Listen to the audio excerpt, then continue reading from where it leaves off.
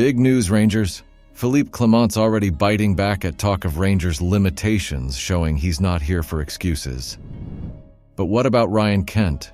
Would bringing him back be genius or a disaster waiting to happen? Kilmarnock's Lewis Mayo says he's taking inspiration from John Souter. But is that really the best idea? Meanwhile, chaos behind the scenes continues as Rangers lose another key figure, and young Rory Wilson's playing hardball with Aston Villa. Did we let him slip away too easily? Stick around, this one's going to spark some serious debates. Click like button and we are the people. Philippe Clement isn't here for excuses as he takes on the monumental rebuild at Rangers. His message is clear. No one at Ibrox has time to dwell on limitations when the focus is on winning, and winning now. When asked if fans are starting to notice the constraints he's facing, Clement's response had a sharp edge. No, I don't want to speak about limitations. I don't want excuses. I don't want anything of that. This is a club where the ambition is to win the next game, and every game. It's my ambition too. So I don't want to make any more comments about those things. No, it's about winning.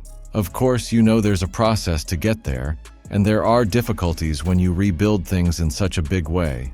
But everybody needs to focus on that process to make it go as fast and as good as possible. Clement had plenty of opportunities to walk away, especially with the upheaval in the boardroom and the financial uncertainties over the summer. But he stayed because he understands Rangers and wants to be the man to restore the glory days at Ibrox, not just with quick fixes, but by building a sustainable squad. Niels Koppen recently discussed the club's new transfer approach, which involves offloading high earners who aren't pulling their weight and focusing on bringing in younger, more dynamic players. It's not a job that will be completed in one window, but Clement isn't asking for anyone's pity. He just wants results. The manager has made it clear that excuses won't cut it at Ibrox, and while the road to trophies might be bumpy, Clement is determined to steer the club back to the top, starting with the upcoming fixture against Kilmarnock. Clement says he won't talk about limitations or make excuses, but how long are you willing to stay patient if the trophies don't start coming in?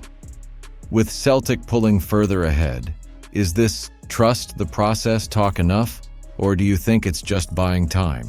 Let me know what you think in the comments.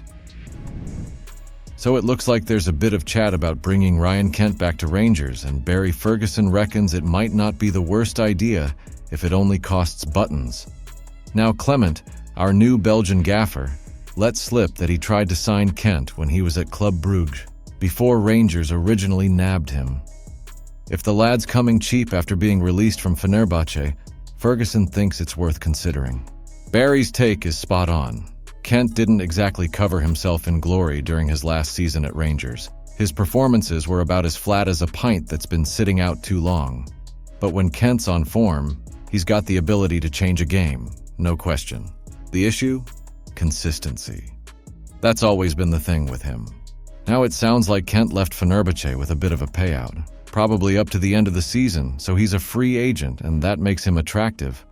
Rangers fans will be split though. Some will say he's still better than what we've got, and others will remember the way he drifted through his final months at the club, like a winger who'd rather be anywhere but Rangers.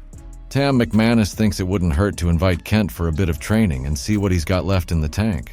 Alan Ruff also chipped in, saying it could be a smart move, especially since it wouldn't cost the club much beyond wages.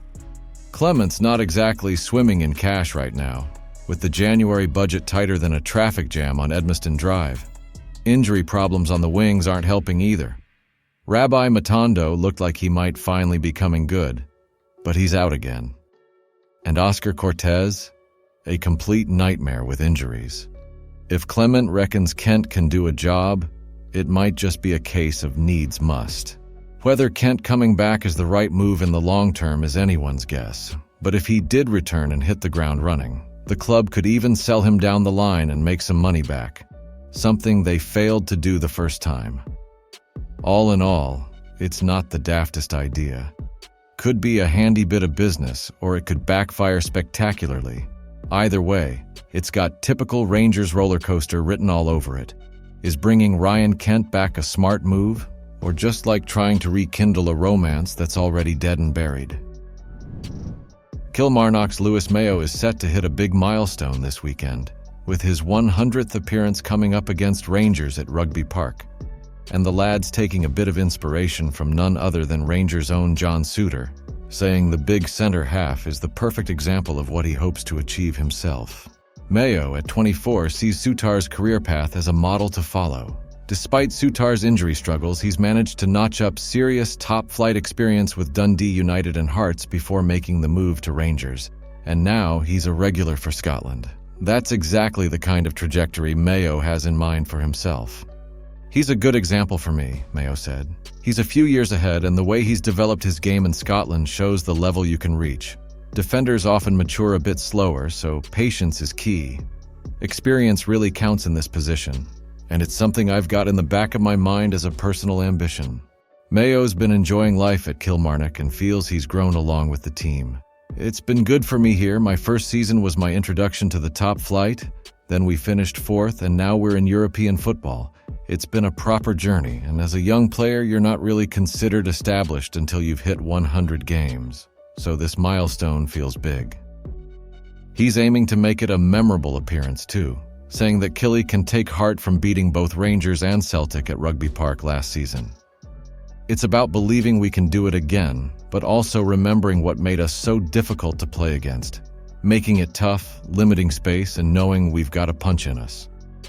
It's not been the easiest start to the season for Mayo or Kilmarnock, but he reckons keeping a steady head is the way through. "When games come thick and fast, it makes everything feel more extreme. If you're winning, it's brilliant. If not, it feels awful. The trick is staying level-headed." With their recent comeback against Dundee giving them a bit of momentum, Mayo believes they're ready to kick on. Whether they'll manage to mark his milestone with a win over Rangers remains to be seen. But it'll certainly be a test of character. Is Lewis Mayo right to idolize John Suter, or is he setting himself up for failure by following the path of a player who's spent more time in the physio room than on the pitch? Rangers have been dealt a tough blow, confirming that Craig Robertson has stepped down from his role as head of football operations, and former Aberdeen chief thinks it's going to be a nightmare to replace him. Wines reckons the chaos at the top of the club without a CEO or long-term chairman makes it a tough gig for anyone worth their salt to step into. John Gilligan, the interim chairman, tried to reassure fans by saying he and George Leatham are working tirelessly to keep things on track. Meanwhile, Niels Koppen, the recruitment director, is still working closely with Clement on plans for the January transfer window. But Wyness wasn't exactly brimming with optimism. He says it's going to be tricky to get someone in when there's no clear leadership at the top and no proper plan in place. "There'll be plenty of young, ambitious guys putting their names forward," Wines said on the Football Insider podcast. "But that's not what Rangers need right now. Without a solid structure from the top down, it's hard to see how things will improve." With Robertson out the door and the boardroom looking like an airport departure lounge, it's clear the club needs more than just a few signings in January. How are we supposed to attract top talent when there's no clear leadership? Are we setting ourselves up for failure in January before the window even opens? Let me know what you think in the comments. Is the chaos at the top costing us on the pitch? Rory Wilson, who left Rangers in 2022 after a jaw-dropping season with 49 goals in the academy, now finds himself at a crossroads with Aston Villa. Despite continuing to shine in their youth setup, the 18-year-old striker is at odds with the Premier League club over a new contract. Villa have reportedly offered multiple 5-year deals, but Wilson's camp isn't happy with the wages on the table. It seems Villa aren't willing to break their academy wage structure. Offering him more would apparently mean doubling what their top academy player earns and even exceeding the pay of some first-team members just starting out. The situation's now hit a bit of a wall. And with Wilson dealing with an ankle injury, it's no surprise Unai Emery hasn't yet brought him into the senior squad. With his initial 3-year deal running out, the clock's ticking. He'll be free to chat with other clubs in January about a pre-contract move, and it's rumored that any compensation for his departure would be just £270,000, a bargain for any club willing to take a chance on him. Wilson's story started with big promises at Rangers' Auchenhowie Academy, where he looked destined to become a star. Now the question is, will Villa meet his demands, or is another club going to swoop in and snap him up on the cheap? Did Rangers drop the ball letting Rory Wilson leave, or is he just another overhyped youngster chasing bigger wages too soon? Let me know what you think in the comments. Was it a mistake letting him go, or are we better off without him? Comment below what you think about the news. Don't forget to leave a like on the video to help me out. I post videos every day talking about our Rangers, so if you're not subscribed, you're missing out on the latest news. See you soon.